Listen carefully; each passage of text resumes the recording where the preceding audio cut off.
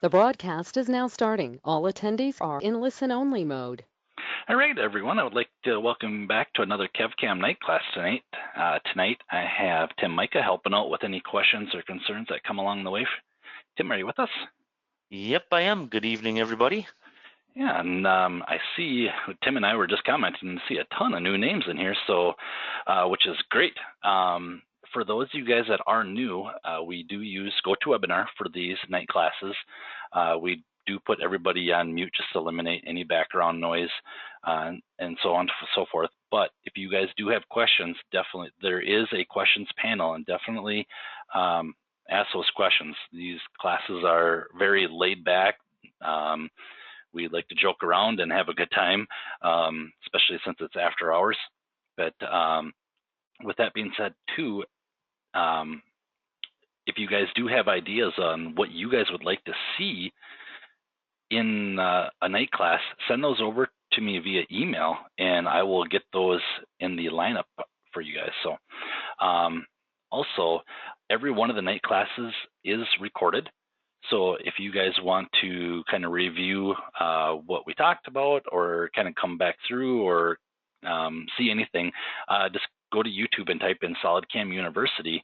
And if I click on the videos here, it will show all the videos that we do. We do some tip of the day ones, which I need to get back on, start doing again. Been so busy traveling. Mark does a fantastic job on doing short little videos, that 5 to 10 minute long ones, and then we also have the night class ones in there as well. Every once in a while we'll throw in a zinger, so some after hours fun in there, but other than that, it's pretty much on how to do anything inside SolidCAM. But with that being said, we'll get the ball rolling for you guys. So tonight we are going to be covering tool library, and for those of you that were here 2 weeks ago, I accidentally got the face milling and tool libraries mixed up on the weeks. So if you guys are looking for the face mill one, that one we did 2 weeks ago, and you guys can view that on the SolidCAM University channel. But tonight we are going to be covering the tool table, the ins and outs of everything in the tool library, tips and tricks that we've come across in the tool library. So we will get that up and rolling for you. So right here, I have a current CAM project, and all of you guys have this project in your SolidCAM, just in the example parts. Over here, you will see your tools. So this is what we would call your local tool library. So this tool library is just for this part file only.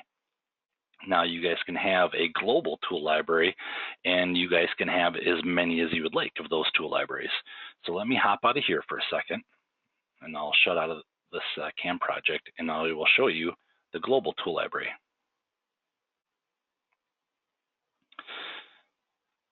So in here we have, this is our global tool library, and this can be pointed to any directory. This can be pointed to a network.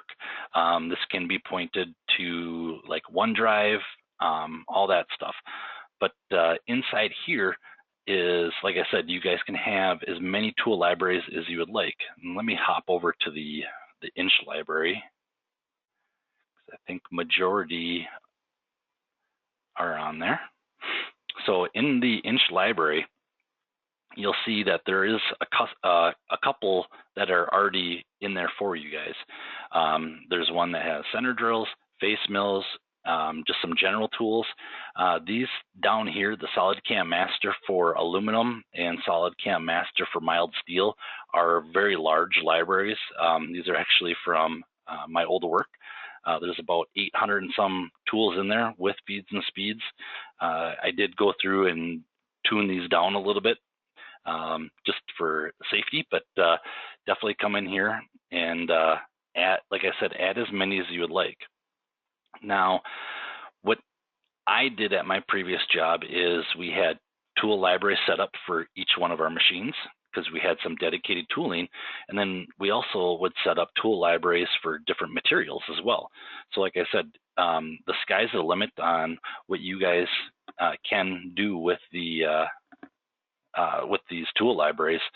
And definitely feel free to add in every tool in your shop, so that way you don't have to go down to the shop and find to see if you have that tool in the toolbox, and so on and so forth. So I pulled up the SolidCAM master tools for aluminum here. You can see this one has 734 tools, all ranging from taps, drills, reamers, all that.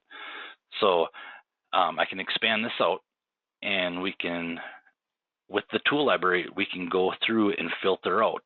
If we're just looking for specific size end mills, we can actually come up here and go to like user define, and I can uncheck, I'll do clear all, and I just want to see everything that's an end mill right now.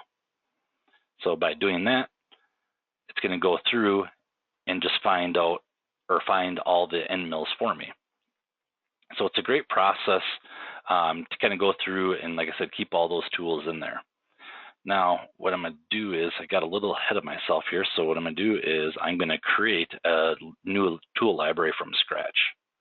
So we will create a tool library, and for this particular one, we will do milling.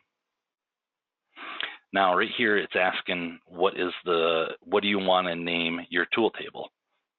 So we can come in here, we'll just say tool table KevCAM. So here's my tool library name. Now I can associate to a specific machine. It is not required at all. There is nothing that's really generally going to help you out too much having it related to machine, but for those of you guys that just have one machine in your shop, definitely link it to that machine. We've had some questions in the past where it comes up as, well, I got a tool table, but it's linked to a different machine. It doesn't really matter. So we can hit OK. And now it basically starts us off with a clean slate here. So there's no tools in here. So what we can do is we can start building these tools. So if you want to build them from scratch, we can click the Add Milling Tool button at the bottom here. And these are all the tools that are available inside SolidCAM or InventorCAM.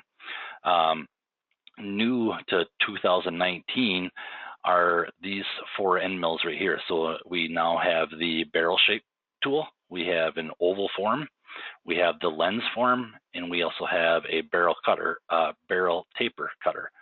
This was suggested by you guys, so we added those in there.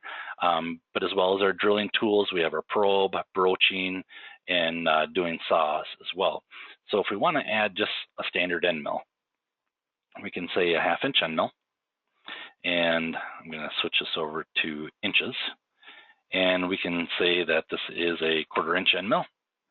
We have over here what is the shoulder diameter and the arbor diameter.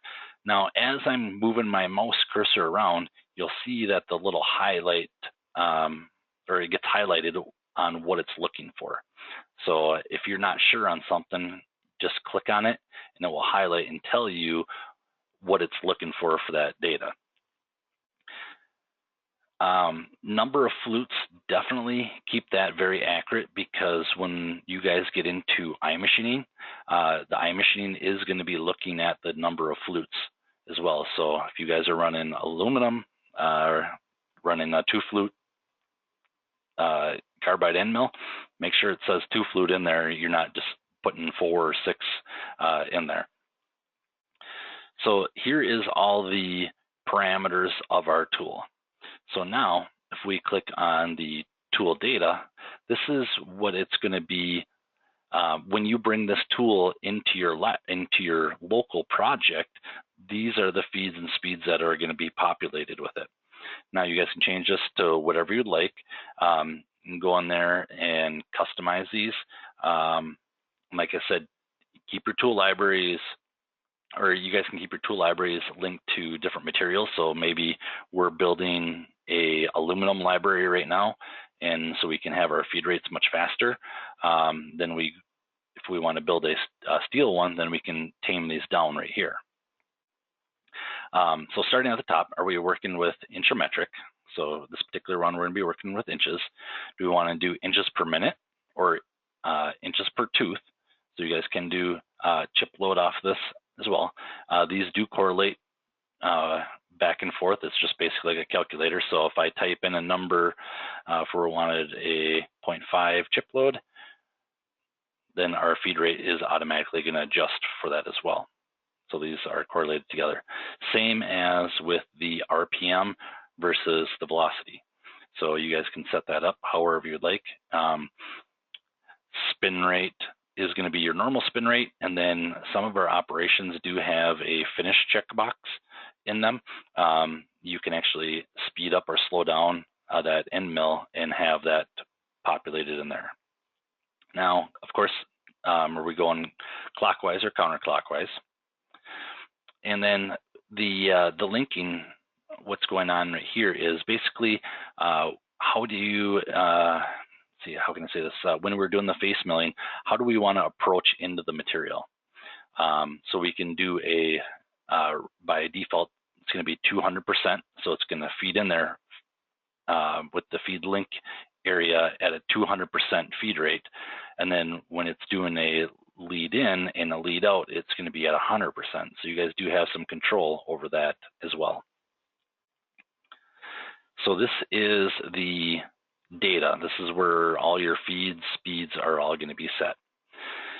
Now, cutting conditions, we can set up to do different materials as well. So you can have just one library with multiple different materials in there. Me personally, I like to have separate libraries, but it's completely up to you. Well, Tim, let me ask you, how do you do your libraries? Do you set up cutting conditions or do you have separate libraries? I have the separate. I don't use the cutting conditions myself. Okay. The cutting conditions can get a little bit confusing in there, and we can open up one right now. And for some reason it made it huge on my screen, so let me just shrink it down here. So while Kevin's doing that, guys, if you've got questions, there's that questions panel again. I'm kind of keeping an eye on that. So just let me know if you guys have something in particular you want to get answered here. Kevin can kind of focus on something as we're going. Yeah.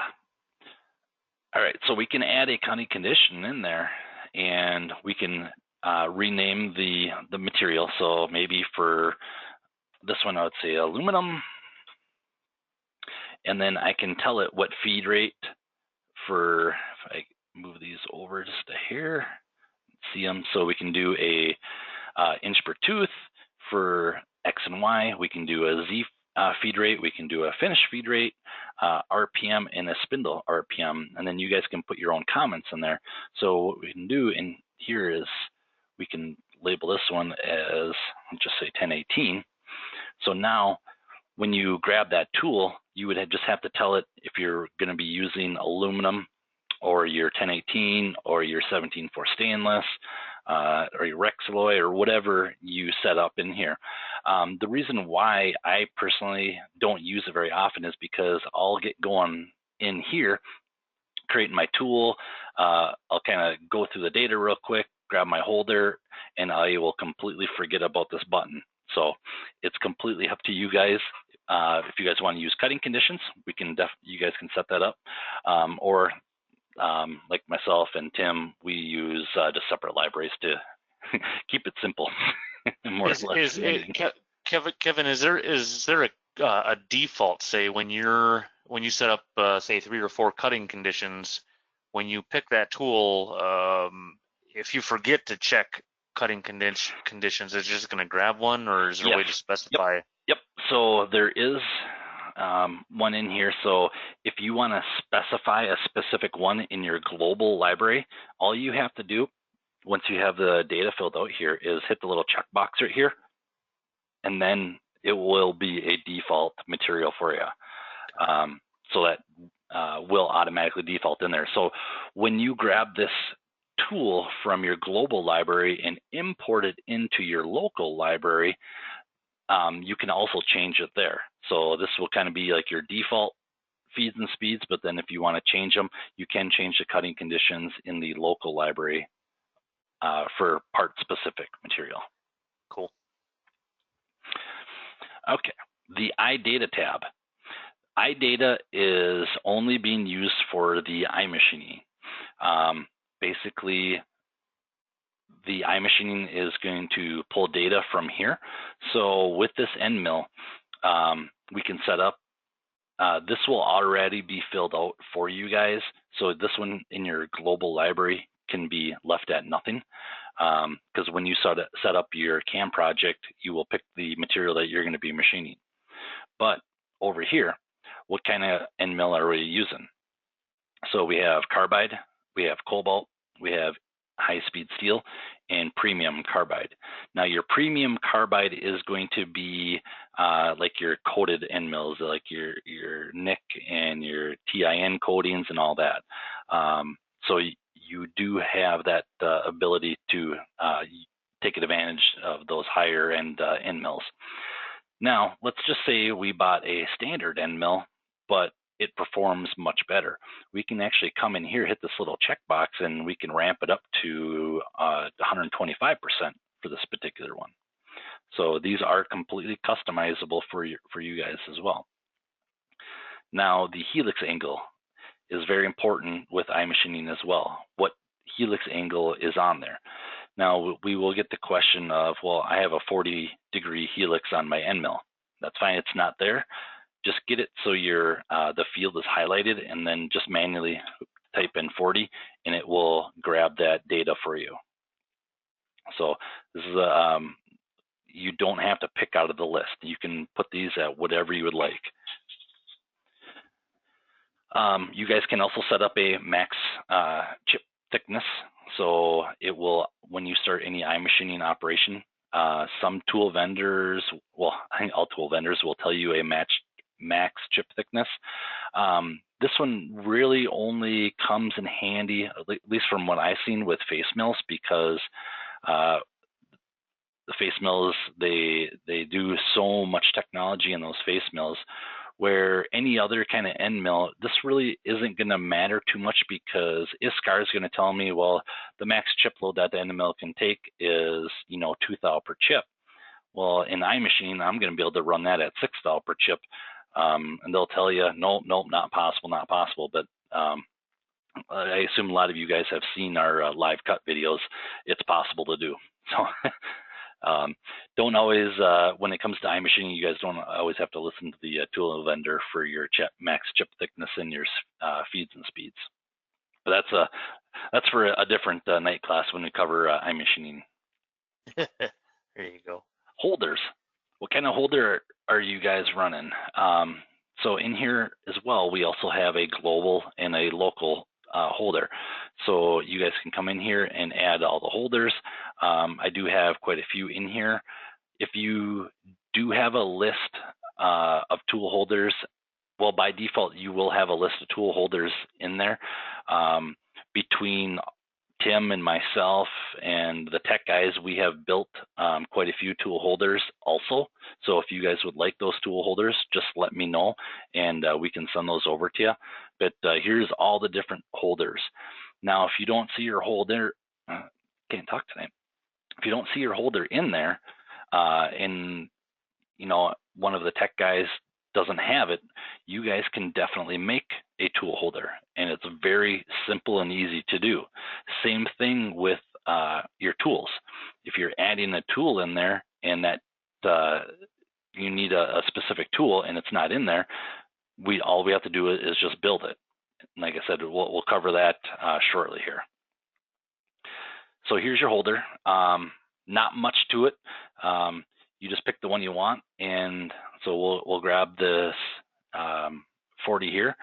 Now, if this isn't the 100% exact shape, I can actually come in here and click the Edit Shape button and click this Edit tab, and this brings me to basically building the holder again. So I got cone 1, which is going to be the bottom.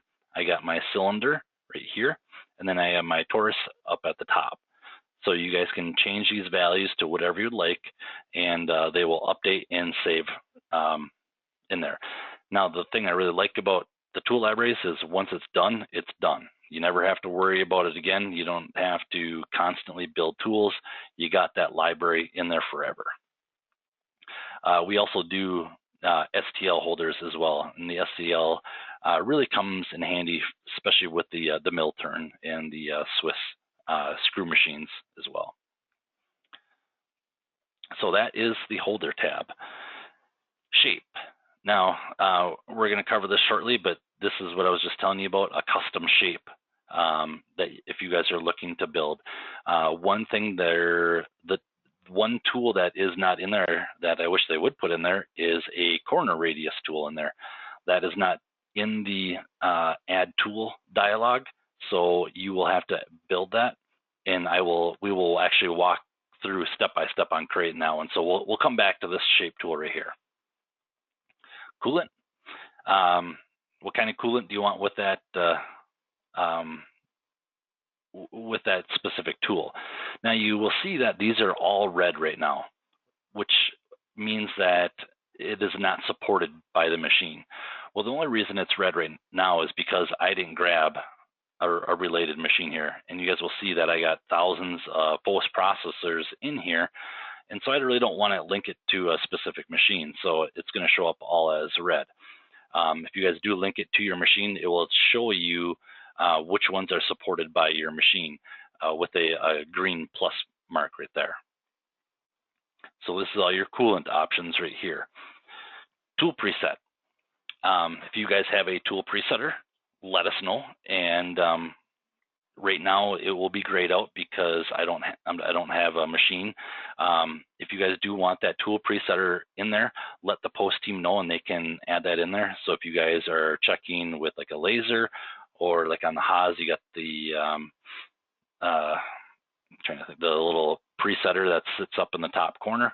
We can set that up to accommodate that. So you guys can set it up to do the tool length, tool radius, tool breakage, and then how often do you want to check that tool breakage. The radius one is nice because if you're doing high production, maybe every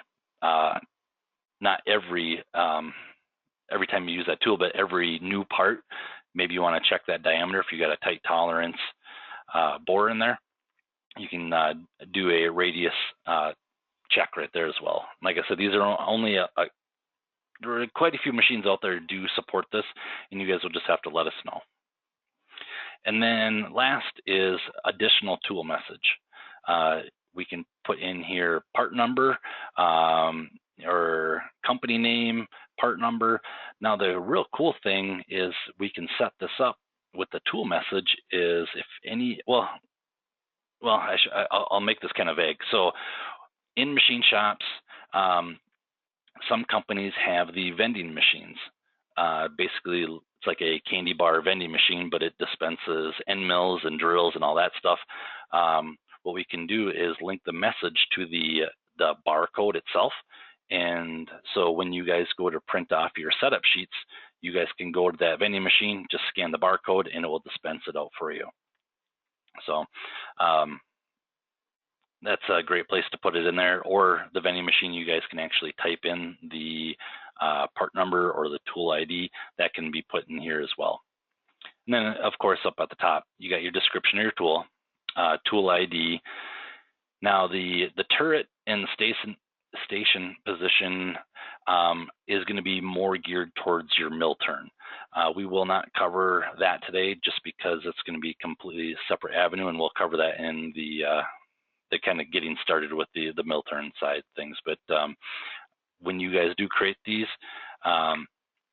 can be these will just show as tool storage right now, but when you actually bring them into your local library, it will be put into, I'm drawing a blank here, not tool storage, but it's going to be in turret, I think it says. So, like I said, this is more geared towards mill turn and stuff like that. Now, we are developing a new tool library, so this will be all changed up to make ease of use for you guys and to accommodate those more complex mill turn machines. But for right now, this is our tool library. Any questions with the global tool library? Don't see any, okay.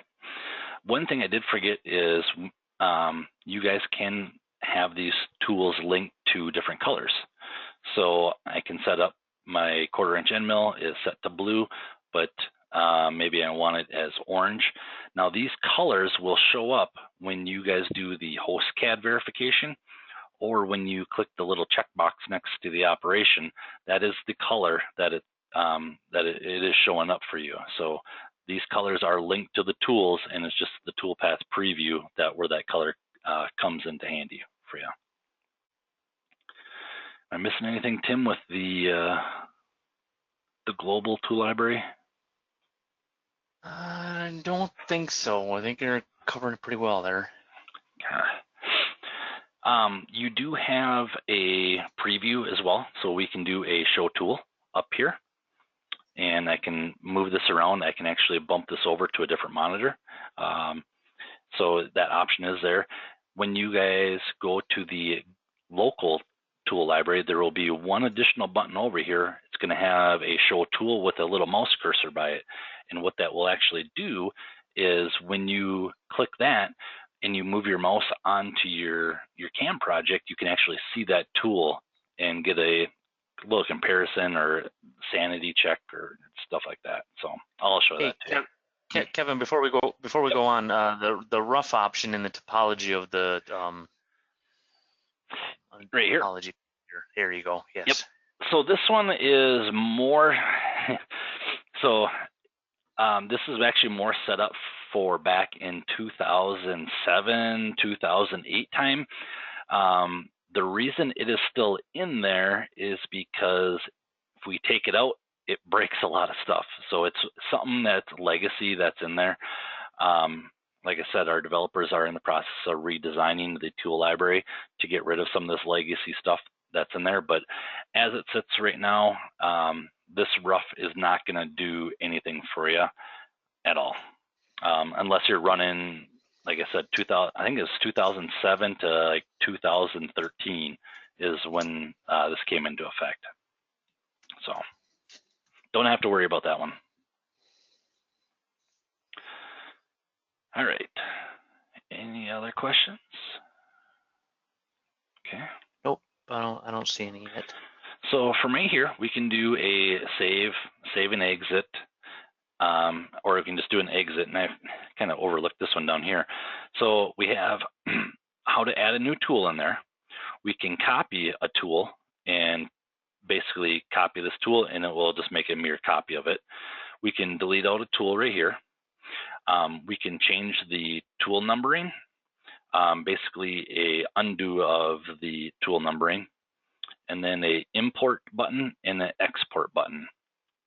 So if you guys are building your global library, and say I already did a CAM project where I used a lot of the end mills I want to use, you can come in here and do a import. And instead of going to ISCAR, I can tell it to go to a CAM project. So right now it is looking at my directory. So it's going to see users, public documents, SolidCAM 19, and it's going to my exercise 1. But maybe if I want to grab a different CAM project, I can grab out of my exercise 3, and I can say, well, I want all these tools in there. You can highlight them, right click and do import all tools.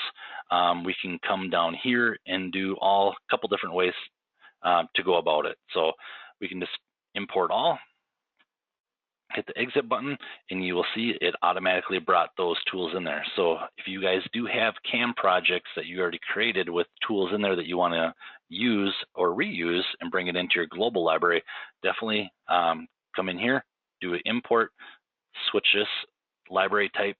Usually it's going to be set to tab, but switch it over to CAM project, and it will look at either PRT files or PRZ files.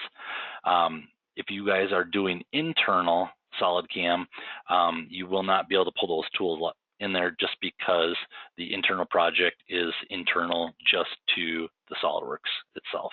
So now you guys can also create tool libraries using an Excel spreadsheet, which works out very good for If you're putting in hundreds of tools, it's very easy to go through an Excel spreadsheet and add those in there.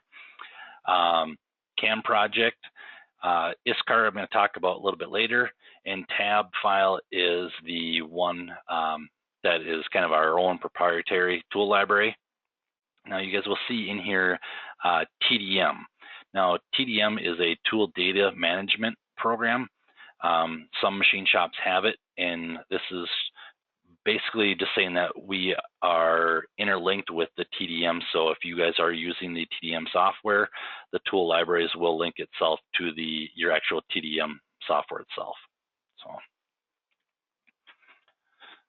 all right. Trying to think anything else I'm missing with the global library.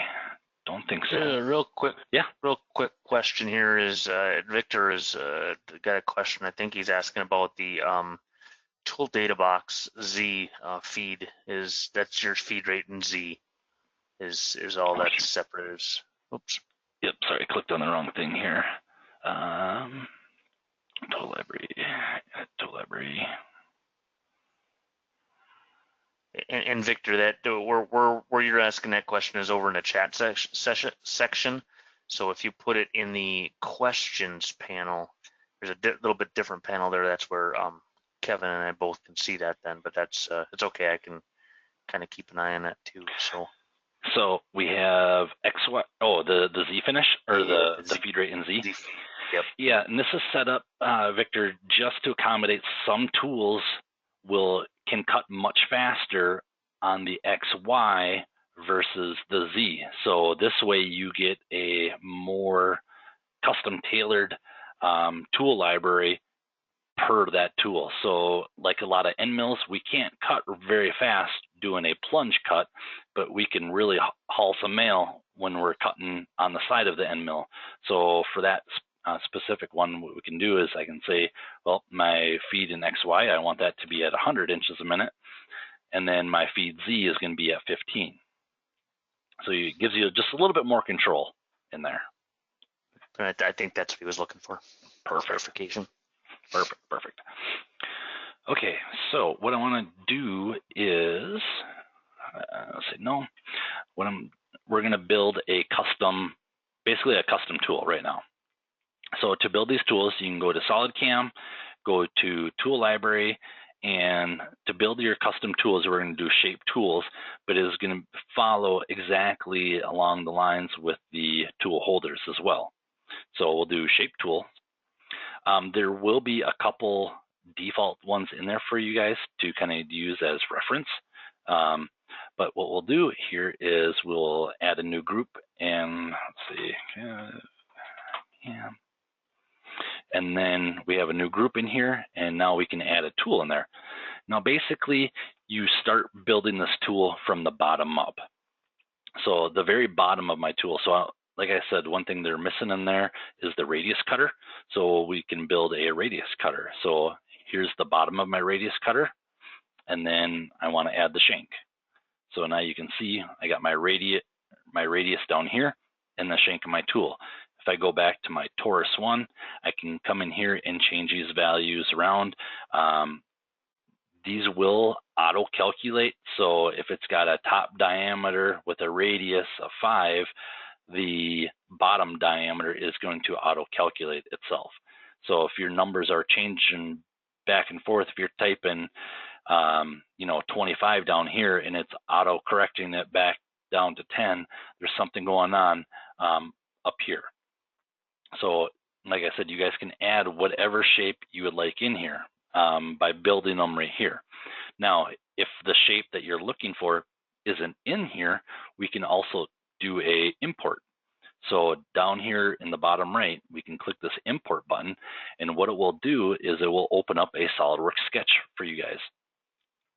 And what you want to do is just draw half of your sketch or half of your tool. And basically what SolidCAM will do is it will revolve it for you. Now the nice thing about this is if you get a SolidWorks model or any kind of model from a tooling vendor, you can actually copy that out and paste it right in here and grab it from that way. So to do that, once we have our sketch in there, we can do define chain, and we can basically just chain this, do a reverse. And I haven't really tested this out. I always start with the bottom and just work my way around. I don't know if it matters, the chain direction or whatnot. It's just kind of one of those things that's just been stuck in my head since 2006, and just been doing it that way since. But so we can come in here, click each individual one, or I can also just do a constant Z, and it should pull its way all the way around. Now it's going to come down to the point right here. I can use the center line. I can also just do point to point, and I can just tell it I want it to end right there. Now, if I'm happy with that, I can do finish. And you can see that it automatically brought everything in there. Now, when you bring those sketches in, they're definitely smart dimension them. But if you do mess up, you can come in here and change like our cone diameter, or maybe my shank diameter, instead of being a 16 millimeter, is a 20 millimeter. I can make those modifications in here as well. So what it will do is it will just convert that sketch over into an actual shape tool here. So once we have that, actually let's do a radius cutter. So we can do, well, there's one in there. So like I said, you can come in here and create whatever, the sky's the limit on what you guys want to create in here. Where I used to work, we did a ton of custom porting tools, and this is where we would come in here and put those in there. Now those are stored with your project or your SolidCAM for forever. It's going to be actually located in your inch file, so you don't have to worry about recreating those every time. So now, if we open up a part, I'll show you what it looks like when we bring that in there. So for the shape tools, and this is just going to be for your shape tools, open up a library. What you're going to want to do is create a new tool and just call it a standard end mill. Now, I'm not worried about the dimensions and all this stuff right here. The only thing that I'm really concerned about is my cutting diameter. Now, if we go to my shape tab, and I can come in here,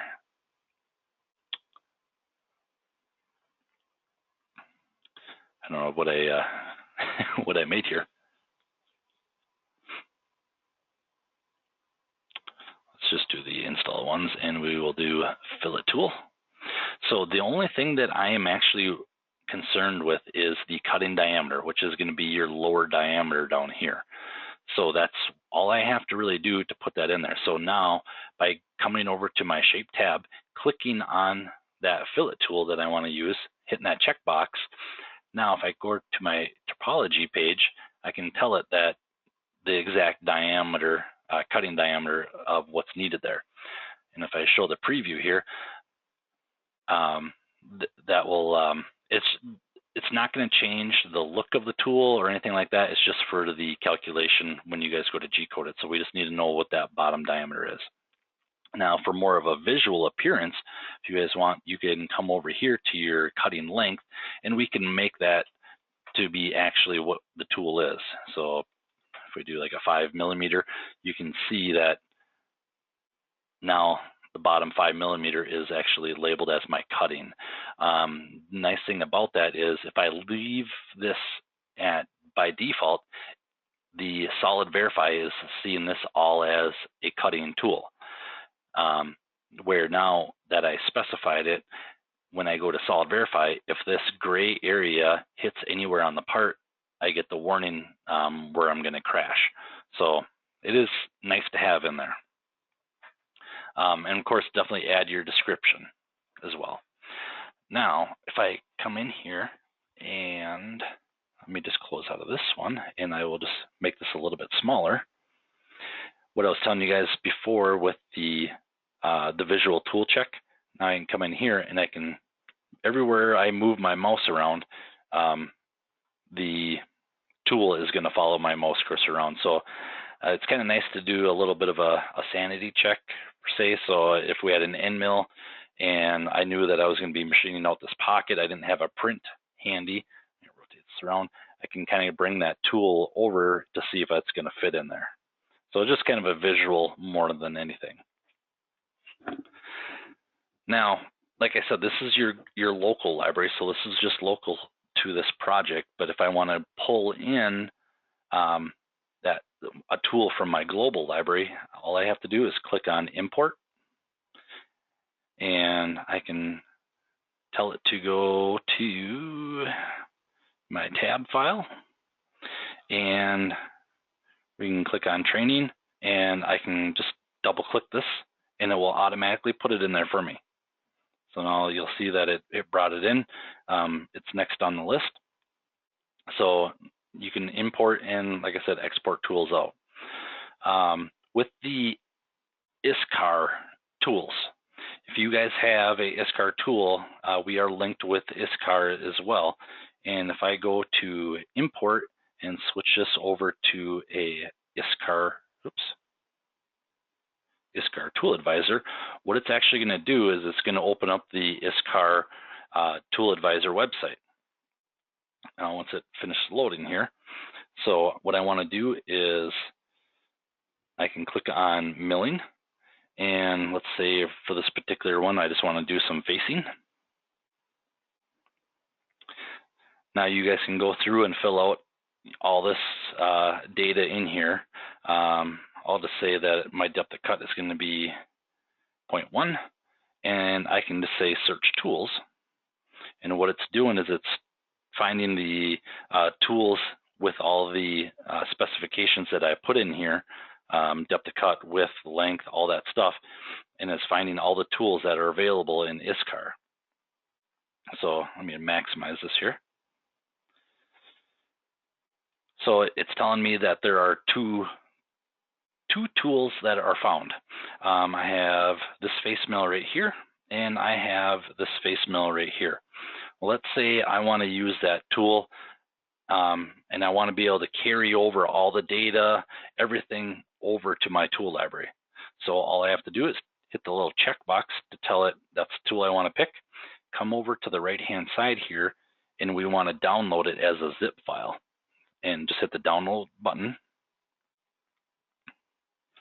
And then from right here, just hit save and leave it at this default location. We can hit save.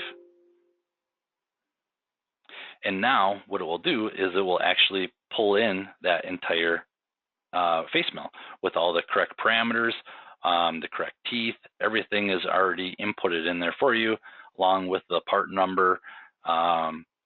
If they recommend coolant options, that will all be put in there for you as well. So pretty cool. It works the same with the TDM, the Tool Data Management System. If you guys have that on your system, it will do the exact same thing. Our lips are very tight sealed about the new tool library, but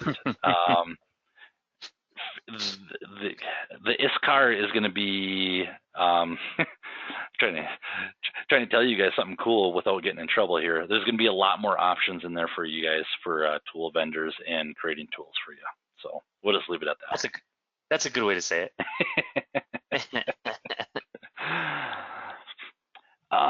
So what I was telling you guys about with the colors, we'll say no, is if I hit the checkbox for face, the colors that are being appeared right here. So you can see we got blue for that face mill. This one is orange. So that's where you can go in there and tell it what color you want.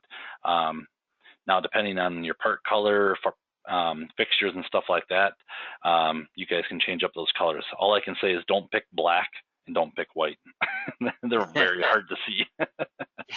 And that helps in the host CAD simulation where you can see the tool path, but it's even more prevalent when you get into the solid verify where you can really see which tool is removing what material or what surface is made on particular parts. And what Tim is saying is, so we got the blue right here. And, you know, this part, very simple, easy, and especially when we're just doing a face mill, but you get a very complex part in there, and let's say we're doing some HSS surfacing, and we need to zoom in there. It's really nice to see that color to kind of see where it's working and where it's cutting and all that.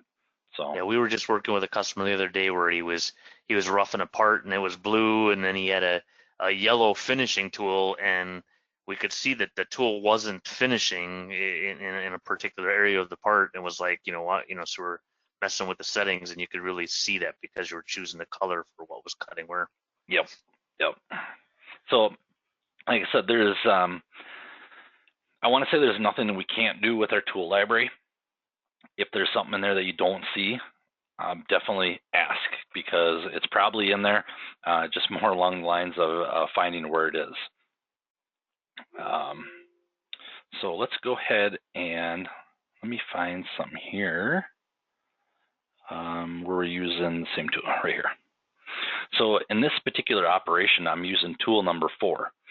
Now, if I come in here, and you'll see that I have my tool number 4, I can set my feeds and speeds specific for this operation, as well as if I hit select, you can see the feeds and speeds here, but you will see that everything is grayed out.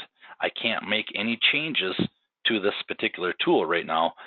The reason why is because if you look over here, we're using contour 1, we're using tool number 4, and then we are using tool number 4 on our contour 2. So we're using that same tool in 2 different operations. So if this is the case that you want to change, let's say that tool diameter, what you'll need to do is hop out of your operation and open up your local library, and then it will not be grayed out for you. So then you can make that change. Now, one other thing I want to show you is, let's say I ran this part, and I know that tool number 4 can go much faster. And let's say that tool number 4 is being used for 100 different operations. What you can do is come in here and reapply the feeds and speeds from the tool table. So hopefully I'm making sense with that. So let's say my 1/2-inch end mill, I was running a feed rate of 25. Well, I ran the part on the machine, and that thing can go much faster. So what I can do, I can come in here, change my tool data, change it to the faster feed rate or slower feed rate or RPM, whatnot, hit the save and exit button, and then if I want to apply it to all the tool, all tool number 1 or tool number 7, whatever tool that you change, you can just right click and do apply feeds and spins from tool table, instead of having to go through in each individual operation and changing that feed rate. So hopefully that makes sense for everyone there.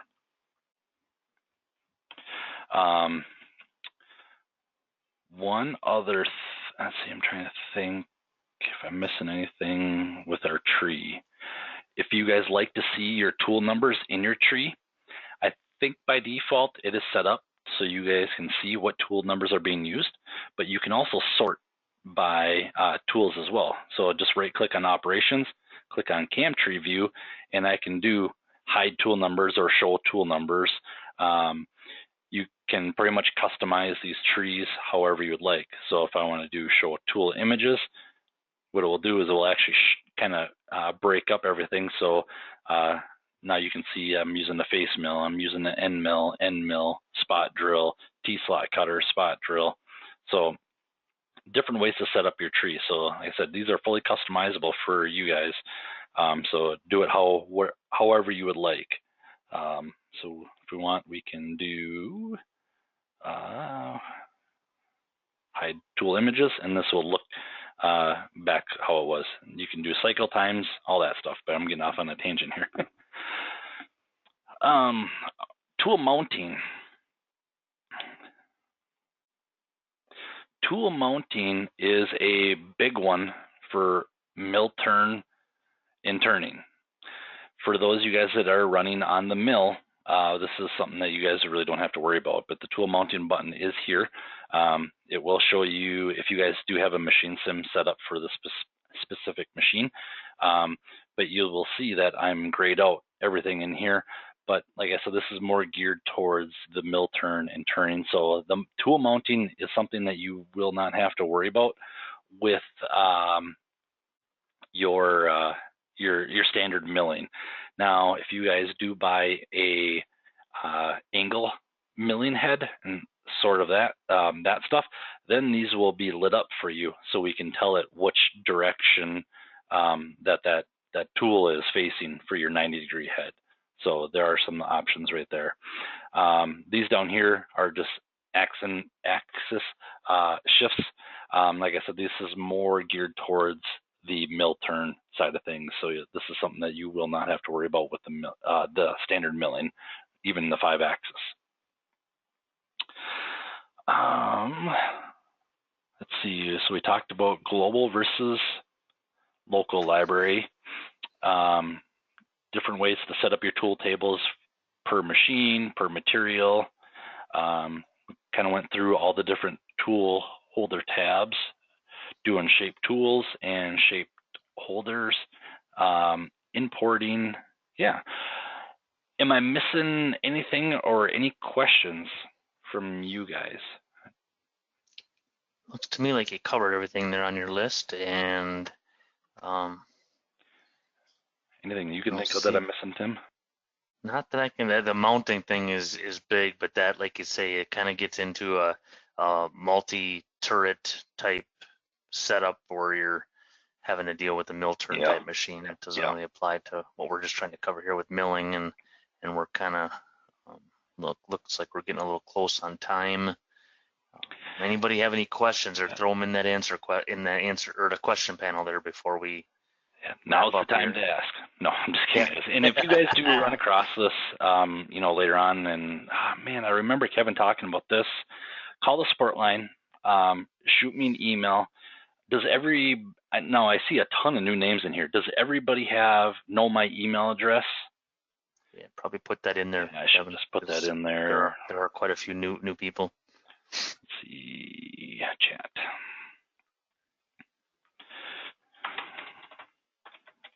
And Victor, if you're still there, I sent you the chat back with the information about the that Z for penetration feed rate. There's some stuff from the help menu that I pointed out. That question about the Z levels, he was asking in the tool data tab. Yep. There's the checkbox at the bottom for penetration only. That's what he was asking. Oh, okay. Gotcha. So I copy and pasted the help information regarding that and what that does. Excellent. Now, it kind of brings up a good point. If you guys do have questions with anything inside there, we've put a ton of time into the help menu. The help menu can be you can pull it up from a number of different places. You guys can go to Tools, SolidCAM, and it is, where'd it go? It's in help. It's in help, and then you can SolidCAM help. Yep. There you go. Just up a little bit, 3 up. A little bit more. There we go. So right here you can do the help menu and just type in anything and it will pull it up. My favorite way of going about it is if you're in an operation, and we will just say, do we have the Z penetration? Yeah, we don't for the face mill. But if I do have a question on how to do anything, hit the question check mark, and then I can come in here and click on this, and it will give me a definition of what it's looking for, which actually brings me to something I forgot to show you guys, is your diameter offsets. So you got your H length and your diameter length. By default, tool 1 is going to be H1, D1, but if you want to have a different one, you can turn this on, and let's say I want a diameter, a D value of 51 and a H of 1. So this is going to pull, and for those of you guys that are really new, what we mean by the diameter offset number is your comp. So when you go to G-code it out, when we turn on our tool comp, it's going to look at diameter of 51 in your machine and the height of 1 in your machine. So hopefully that makes sense for you as well. And like I said, you can set up your cutting conditions per operation as well. So I can come in here and grab my cutting right over here. I can grab cutting conditions from a global one and pull those in there as well. So that's where you guys can utilize those cutting conditions. Boy, I feel like I'm forgetting something here now that I missed the diameters, but one more is the tool change position. This one comes in real handy when you're using a tall fixture or something along that lines. I need to get that table out of the way so the tool change arm doesn't whack the part or the fixture. So you can come in here and add different steps. So maybe the first step I wanted to, well, right now it's just going to Z, but maybe the first step I wanted to move over in X. Then step number 2 is going to move over in Y. And then step number 3 can retract up in the Z. So you guys can set up custom tool change positions where you want your tool to be when it goes to do a tool change. So. Well, I don't see any questions in there. Like I said, if you guys do have questions, my email is in the chat, which is kevin.rankel@solidcam.com. For those of you that are watching this on YouTube, my email is in the description of the video. So definitely feel free to reach out and email me, and I will get back with you as soon as possible. And definitely send those suggestions over as well if you guys have a suggestion on the night class. I'm trying to think of anything else, but I think that about is it. So I just want to thank everybody. Like I said, we have a ton of new people in here tonight, so I want to thank everybody for joining the night class. Hopefully you got something out of it. Like I said, any questions, concerns come up along the way, please let us know what we can do to help you out. Going forward, on the SolidCAM website, if we go to webinars and KevCAM night class, if you guys are looking for the next night class, Jack is pinging me, our web developer, saying, hey, we're running out of classes. We need to get these updated. So I will add these in here, and so you guys can come in here and register for the next upcoming class. Unfortunately, for about 3 weeks, I will be out of the office, but I'll still be working, and I won't be able to do the night classes for 3 weeks, but we'll get you back up and running. So. All right, guys. Thank you to all the customers, everybody that's come to the classes. You're the reason that we're doing these. And Kevin, thank you as well for continuing to do these as your schedule allows. I know you got a lot of traveling and stuff that you've been doing lately and coming up. So, keep it up, and thank you for everything that you do. Yeah, thanks, guys. I definitely like teaching you guys this, and hopefully, like I said, hopefully find it interesting and learn something out of it. But all right, guys. Well, have a great rest of your night, and we will talk to you guys later. See you guys. Thanks all. Good night.